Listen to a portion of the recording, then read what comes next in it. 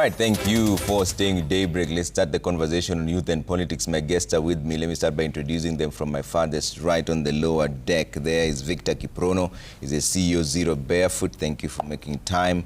Kimberly Grace is a youth advocate and also the University of Nairobi Secretariat Gender and Welfare. Thank you for making time. Seth Okumu is the Director, Kenya Youth Transition Initiative. Asante sana for making time. On the top deck is Ken Olesile, the UDA Secretary, Kilgoris. Thank you very much for making time. Felista Adhiambo, Youth Advocate. Asante sana for making time. And Billian Ojiwa, Community Mobilizer. Thank you very much for making time. Let's start off with the recent happenings here in Nairobi, and I'll start with you, Victor. We've seen that Sakaja and the President William Ruto have now decided to work together. There are those who are saying it's a cooperation, there are those who are saying it's a takeover. What are your thoughts on this? Is this the right move or the wrong move? Thank you, Trevor. I think what has happened in Nairobi is a very good move. Actually, it is the long-awaited move that we've been all waiting for. You understand that Nairobi is the capital city of Kenya. Nairobi, actually, for the longest time, I have had my reservation by Nairobi being a county government. Nairobi actually should be slotted out as an administration headquarters run by an administrative system which is actually not political, simply because there is no person today who can say they are actually the correct residents of Nairobi. Most of the people come to Nairobi because it is our capital city. And what has happened in Nairobi by the head of state and the governor is what Nairobians are celebrating today despite the noises. Because if you see there are people who have issues with sewer line, clean water, access to good roads. And for too long, Nairobi has been maybe too huge to be managed by one governor. Nairobi needs to be controlled because there is a lot of politics in Nairobi. You understand that running Nairobi is not running a county like Uasin-Gishu, for example. There are a lot of dynamics. There are a lot of cartels in the city.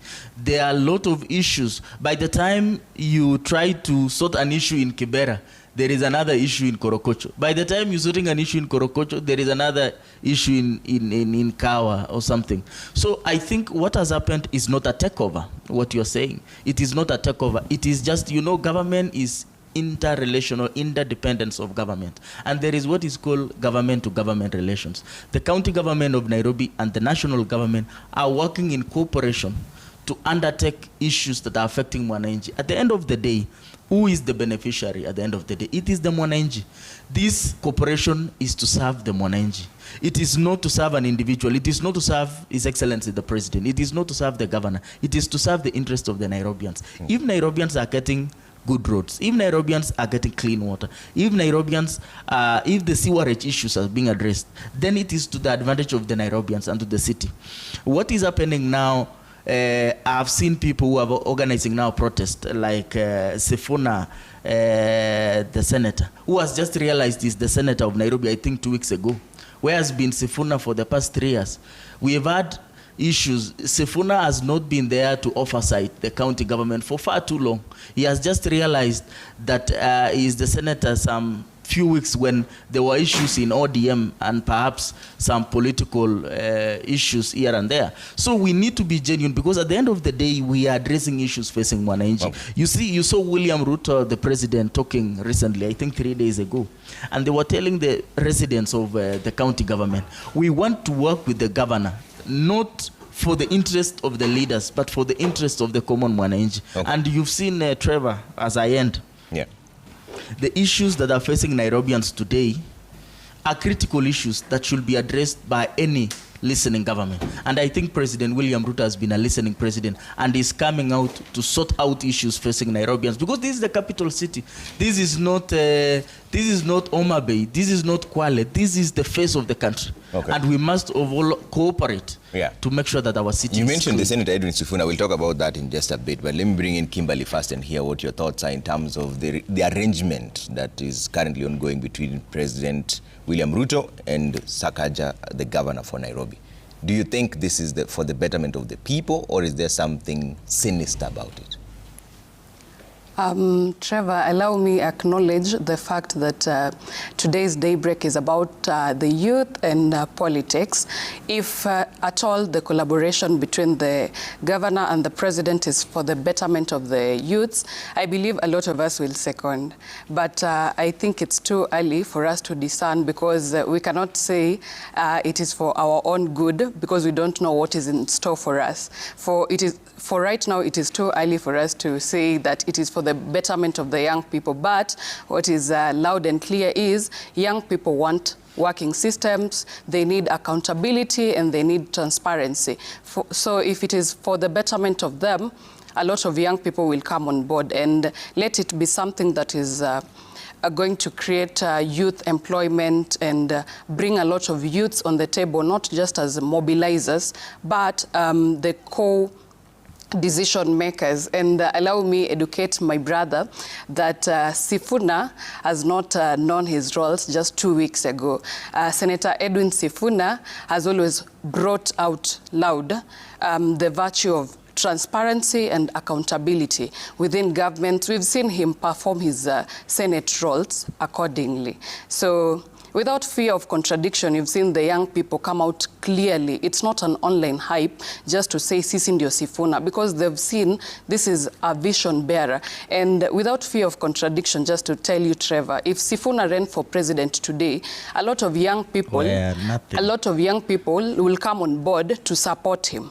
You know, the reason why is they've seen him is somebody who is accountable and a man who stands on his words. That is why young people find something to hold within young leaders like Babu Owino, like Winnie Odinga, because these are people who bring it to the top. Okay. Yeah. We'll bring in the Sifuna effect is a whole topic on its own. So we're going to get into that. Right now, I just want to... It was just educating my brother. I know it is a rebuttal from your side, but we'll talk about this right after this. Don't worry about it. The Sifuna effect is a whole conversation on its own. So we'll have that conversation shortly. But let me bring in Seth on this. Seth, there's something that Kimberly mentioned, which I found interesting, that it's too early to tell whether this deal is good or bad.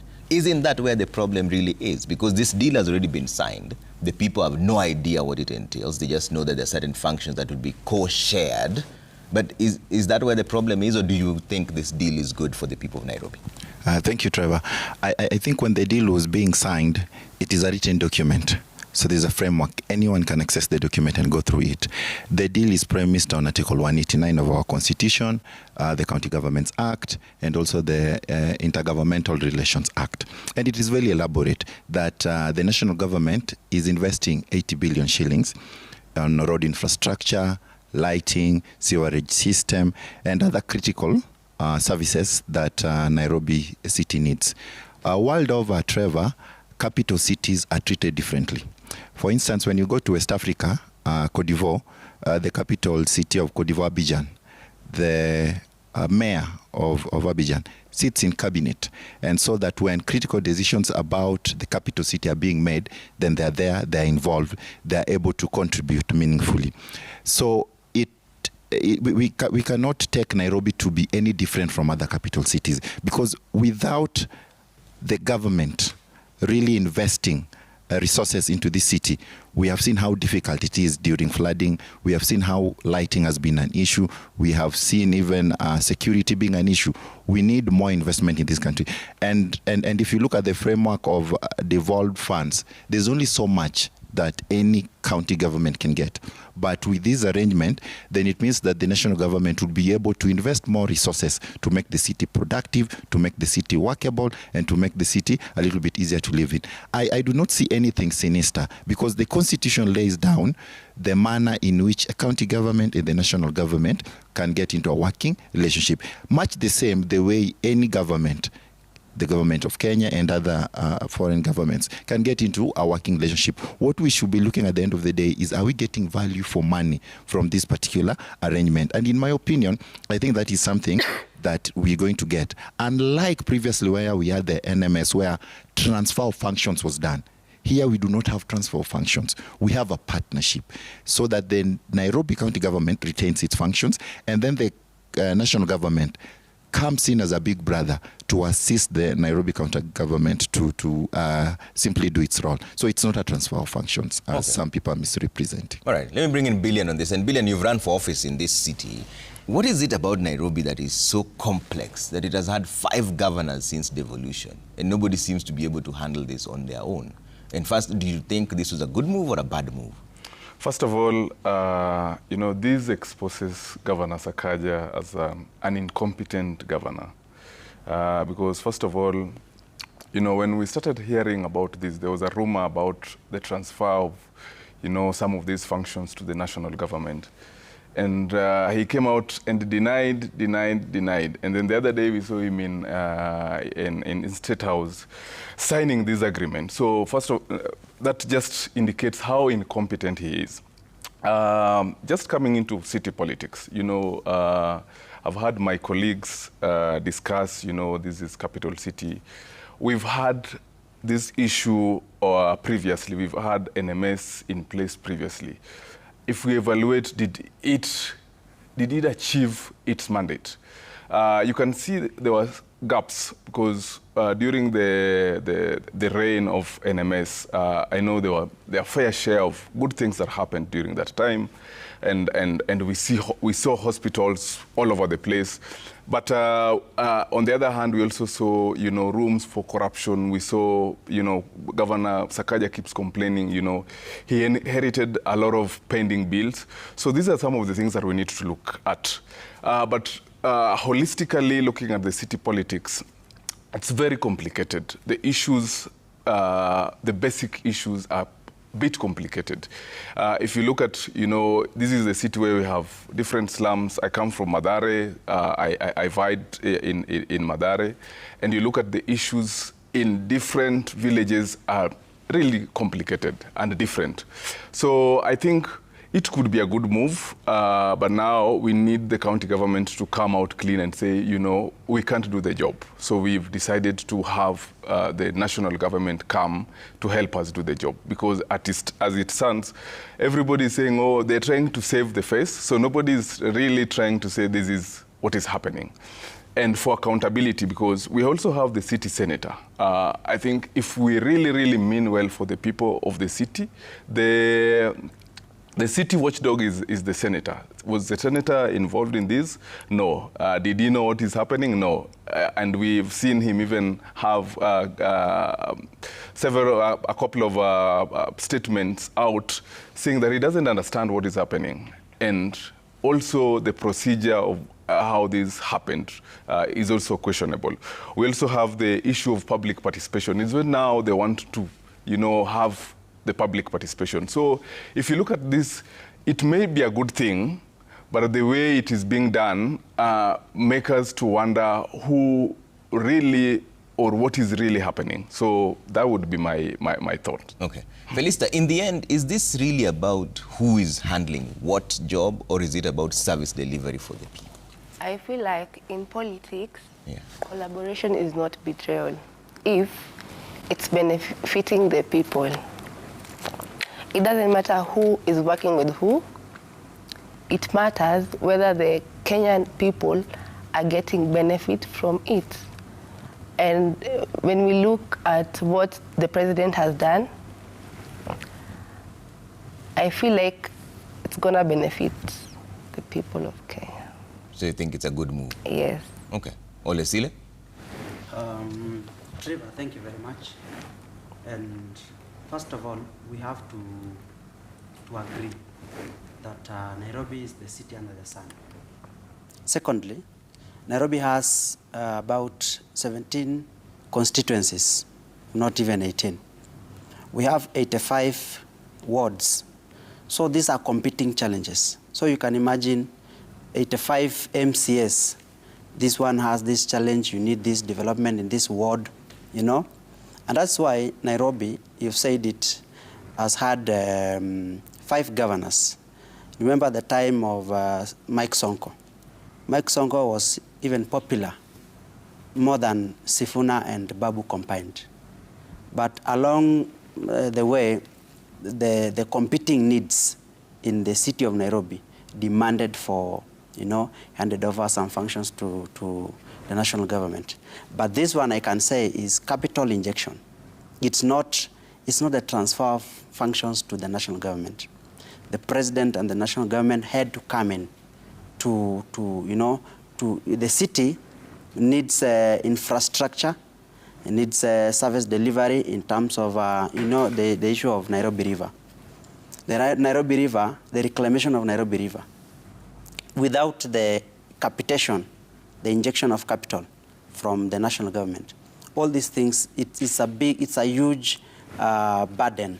And that's why it's only, I think, Honorable Evans Kidero, who ran for one term. He never came for the second term. All these other governors in the middle of the term, issues of attempts of impeachment, along the way, attempts of so many challenges in between.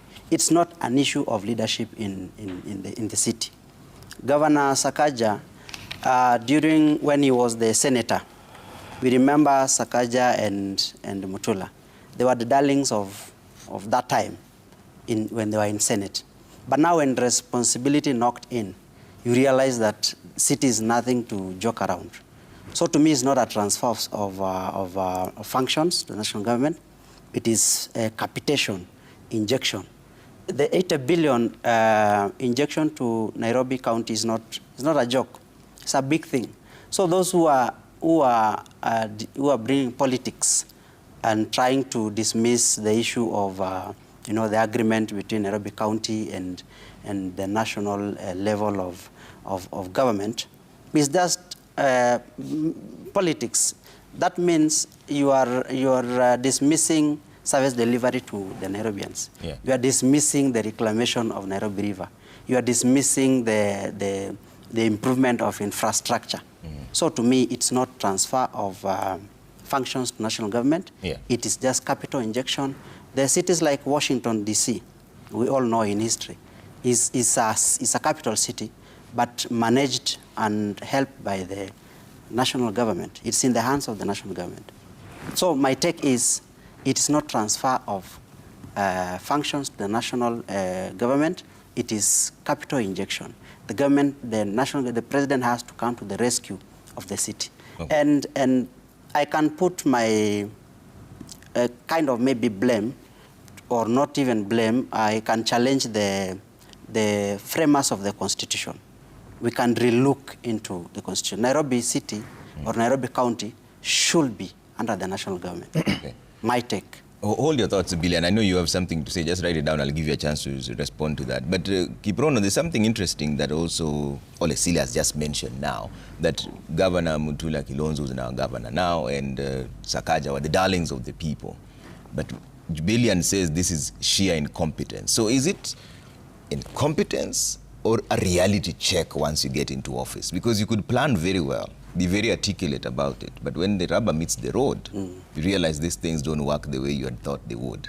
So is this incompetence or just a reality check for the governor? Correct, Trevor. I think Nairobi is bigger than everybody could imagine. It's true. Nairobi is bigger than a governor. My brother here says the Mike Mbuvi Songo was popular than Sifuna and Babu Wino combined. I agree with that statement.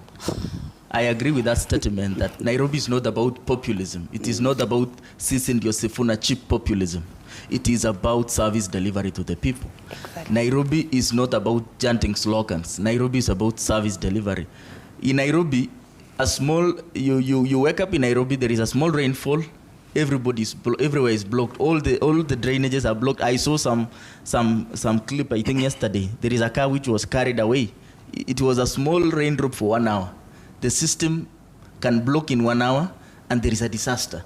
So I think the reality check is when you get into office as a governor in Nairobi is when you realize that Nairobi is not a mayor county. Here is when in a day, you've seen statistics that in a day in Nairobi you find 2 million people coming into the city, and maybe perhaps another 1.5 million leaving the city on a daily basis. There are people coming in, others coming, there are tourists coming in. This is a center of attraction. And now that we have an overworking president, I think even in the panelist, you can even read the mood of the panelist, that we have an overworking president who is actually coming in to relook into the issues of the city. Because as the head of state, he cannot sit back and relax that he's the president and we have a governor, yet the city is in a mess. He's coming up to solve the issue. Coming to the issues of politics within the city, we've had a lot of politics in the city, and I think it is high time that the people of ODM, for once, allow Raila Odinga to rest in peace. I think Raila Odinga has not been resting in peace, because we have had leaders mentioning that Baba aliniambia tulikuwa na Baba alisema, even Sifuna mentioning the other time that, you see, Baba aliwambia. And I think even Raila, the angels and the archangels in heaven are wondering why Raila is not even resting. Because the people of ODM are mentioning his name 1,000 times in a day, even when running the issues of the city. You are elected as a people. We've seen even some group of ODM trying to say Linda ground, others are saying Linda Mwananchi. You have an opportunity in parliament, you have an opportunity in senate to be there and represent the people. Sifuna is the senator of Nairobi. What is he doing as the senator to legislate and to pass bills for the Nairobians? He's all over running up and down and telling us Linda ground inaenda wapi? There is nowhere ground is going. What you have at the moment is an opportunity given by the people to legislate and to be there for them. It is not time for cheap populism. Okay. It is time for you to deliver for the people of Nairobi and for the people of the country. Okay. In fact, I've seen a lot of concerns. Even someone like Babu, who is a member of parliament and is a very young. We are all happy about young leadership, and that is what we want as young leaders. But I've said in this panel more than enough that age is not a qualification of a good leader. Okay. It doesn't mean that if I'm 25, I'm a good leader. It doesn't mean that if I'm a youth, I'm a good leader. Qualification of a good leader is someone who can execute, who can lead well, and who can deliver. Okay. I see you insisting on this conversation. We'll have it in just a short while. So let's finish up on the Nairobi issue first, then we come to that conversation. Let me bring in Kimberly. I'll come to you, Billy, in just a bit. Kimberly, what are you going to base your decision on in 2027 when you're electing the governor for Nairobi? And you don't have to say who it is. As you're heading into that 2027 season, what will you be looking at as a person? Okay, thank you. That is a good question, Trevor. And I could be speaking maybe not for everyone, but I believe for many young people. A lot of us are chickening out into politics, not just as passive, because the reason is most of these leaders are not accountable, they're not transparent, just as the qualities that we will be looking for in true leadership. One that is very transparent. If today 1 billion is allocated somewhere, we can trace every single cent. Just like my friend had said, if Senator Edwin Sifuna is the watchdog of the city, right? And he does not even know of this collaboration, he doesn't know what are the steps that were taken. All of a sudden there is allegations, then somebody says no to the allegations. One moment, this person is at the State House signing this thing, and there is no clear way or a roadmap to how this thing has been achieved. So I think for me, I will check on this leader who is accountable and transparent, no handouts, because one of the things is we as young people, we are so accustomed. These leaders, they make us feel like our pockets are empty, and then if a young person has not worked for, let's assume, 2 years, and there is that political season, he's given 500 shillings to go and cause chaos or mayhem. This person will see this as a job opportunity without looking at the bigger picture. What if you lose your life in this chaos that you're causing? What about the beloved ones that you'll be leaving behind? Because my friend here says that Baba is not resting because people are saying Baba alituambia, Baba alikuwepo. But remember, the same Baba, Raila Amolo Odinga, championed for democracy. He championed for freedom of speech, which if I chant 2 term, I'm just a hashtag away from the RIP. If I go to the street, which the Constitution clearly states that under Chapter 4, Bill of Rights, there is right to picket. If I go and articulate my grievances to the streets, the president that my friend says he's overworking will send his people and he will say, just shoot them. We lose nothing. And it's the same people that we want to put in office. Trevor, tell me for how long we, the young people, are going to be used to serve water or be cameramen around? For how long? We also need to be in this important decision making. We don't want to be used like mobilizers. We need to be called to the table and be told, now the national government wants to collaborate with the county government. This is what should be done. Because I'm pretty sure if today there are demonstrations for the same, not all of us young people are aware. Okay. Yes. Let me bring in Seth. Let's just maintain the order of the conversation. Just write it down, then we see what happens. Seth, what are your thoughts on what she's just said? Is this incompetence, reality check, or just an abuse of power? But she says that her main concern when she's going to elect any leader will be accountability. What is your main concern as a young person? Well, thank you, Trevor. Since you asked the qualifications that one would consider when voting for governor of Nairobi, personally voting Kisumu.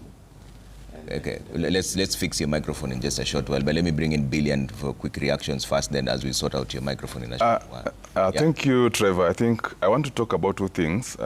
Just to address Olesile, to look at the composition of the team that has been put in place. Yeah. If he's even able to mention people from the governor's side who are in that team.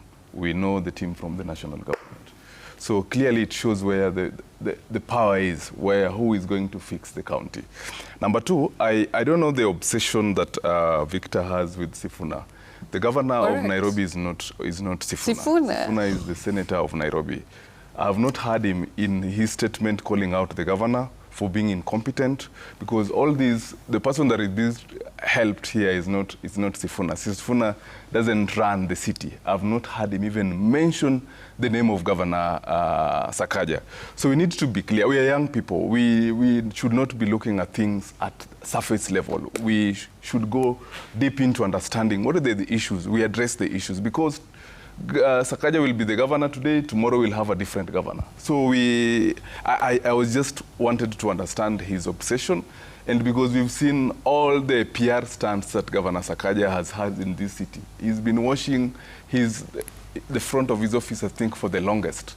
If you go down to Ngara, if you see the pile of garbage everywhere, it's unacceptable. So I didn't expect him to be singing Sifuna and Babu Owino and ignoring the fact that the person who went to sign the agreement in State House asking for help was not Sifuna, was Governor Sakaja. Yeah, so that was just my reaction to that. Can I respond? Wait. Let's see if your sound is good. Yes. Yeah.